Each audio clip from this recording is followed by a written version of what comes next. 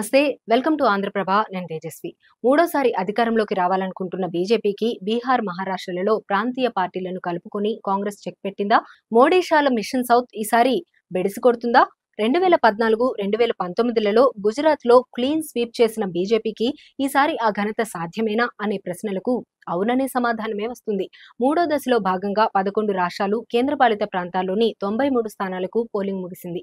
వాస్తవానికి ఈ విడతలో 94 స్థానాలకు పోలింగ్ జరగాలి. కానీ సూరత్లో కాంగ్రెస్ పార్టీ అభ్యర్థి నామినేషన్ తిరస్కరణకు గురికావడం, ఆ స్థానంలో బీజేపీ మినహా మిగిలిన అభ్యర్థులు నామినేషన్ విత్డ్రా చేసుకోవడంతో ఆ స్థానం ఏకగ్రీవమైంది. గుజరాత్లో 25 స్థానాలకే పోలింగ్ జరిగింది. అక్కడి మొత్తం 26 స్థానాలను 2014, 2019లో బీజేపీనే గెలుచుకుంది.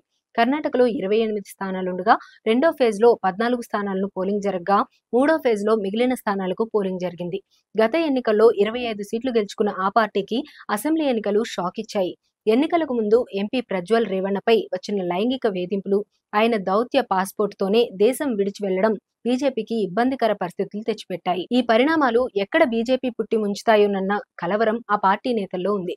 అందుకే ప్రధాని మోదీ, కేంద్ర హోంమంత్రి అమిత్ షా ప్రజ్వల్ ను సహించకూడదని, ఆయనపై చర్యలు తీసుకోవాలని డిమాండ్ చేయాల్సి వచ్చిందని చెబుతున్నారు.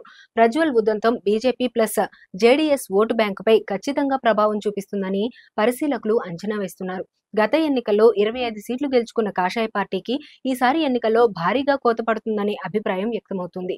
మూడో దశలోనే కీలకమైన మహారాష్ట్రలో 11 చోట్ల, యూపీలో 10 చోట్ల, బీహార్లో 7, ఛత్తీస్గఢ్లో 7, బెంగాల్లో 4 చోట్ల పోలింగ్ జరిగింది.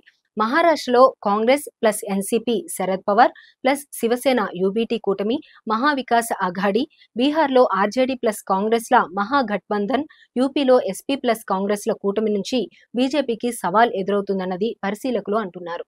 బెంగాల్లో అధికార తృణమాల్తో పాటు కాంగ్రెస్ ప్లస్ వామపక్షాల కూటమి వల్ల అక్కడ త్రిముఖ పోరు తప్పేలా లేదు.